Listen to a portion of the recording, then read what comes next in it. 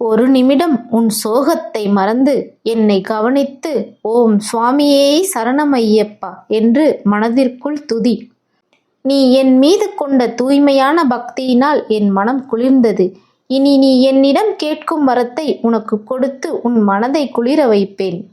நேரமும் வாய்ப்பும் உனக்கு கொடுத்து கொண்டேதான் இருக்கிறேன். நீ முயற்சி எடுத்தால் மட்டுமே நினைத்ததை நீ அடைய முடியும். முயற்சி எடு, வெற்றி நிச்சயம். உன்னிடத்தில் தாழ்வு மனப்பான்மை இருக்கும் வரை உன் இலக்கை அடைந்திட முடியாது. உன் தாழ்வு மனப்பான்மையை உடைத்து எறிய நானே உனக்குள் வரப்போகிறேன். மனம் தளராமல் முயற்சி செய்.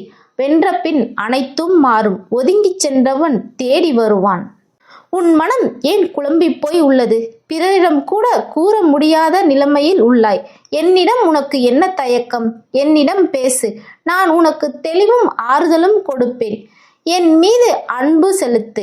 நான் பல மடங்கு அன்பை உனக்கு தருவேன். உனக்கு மட்டும் அல்லாமல் உன் சந்ததிகள் அனைவருக்கும் நான் காவலாய் காத்து நிற்பேன்.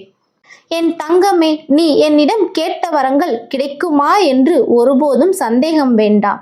நீ என் செல்ல பிள்ளை. கேட்பது எப்படி உன் உரிமையோ அதேபோல் உன் வாழ்விற்கு தேவையானதை கொடுப்பதும் உன் அப்பன் எனது கடமை. என்னை ஒரு சில நேரம் உணர முடிகிறது, ஒரு சில நேரம் உணர முடியவில்லை என்று வருந்துகிறாயா? நீ என்னை அழைத்தால் நிச்சயம் வருவேன். ஒரு மனநிலையோடு அழைக்கும் பொழுது என்னை உணர்கிறாய்.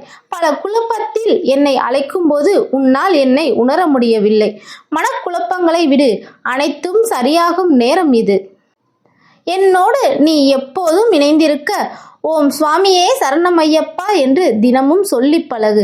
நீ ஆச்சரியப்படும் அளவிற்கு பல நன்மைகள் உனக்கு பரிசாக அளிப்பேன். எதற்கும் அஞ்சாதே, யாரும் இல்லை என்று வருந்தாதே. கற்றுக் கொடுக்கும் குருவாகவும் இருப்பேன். அதே சமயம் தோள் கொடுக்கும் தோழனாகவும் இருப்பேன். உனக்காக நான் எந்த ரூபத்தில் வேண்டுமானாலும் வருவேன்.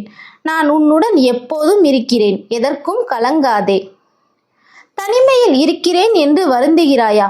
நான் உன்னோடு தான் இருக்கிறேன். அப்போது எப்படி தனிமையில் இருப்பாய்?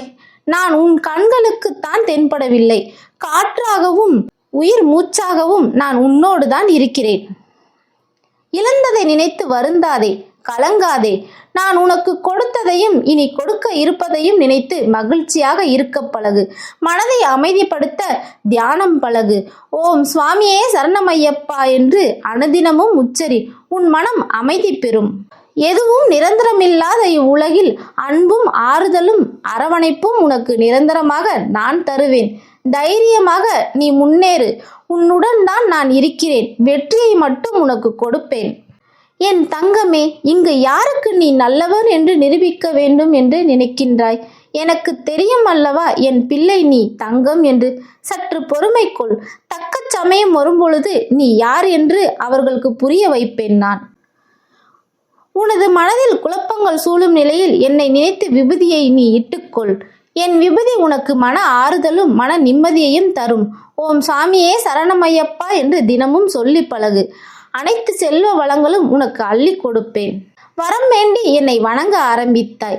என்னை உணர்ந்த பின் என் மீது உனக்கு உள்ள நம்பிக்கையால் கேட்க வந்த வரங்களை கேட்காமல் அன்பும் பக்தியும் செலுத்தும் என் பிள்ளைக்கு நான் தேவையை அறிந்து வரங்களை வாரி வழங்குவேன்.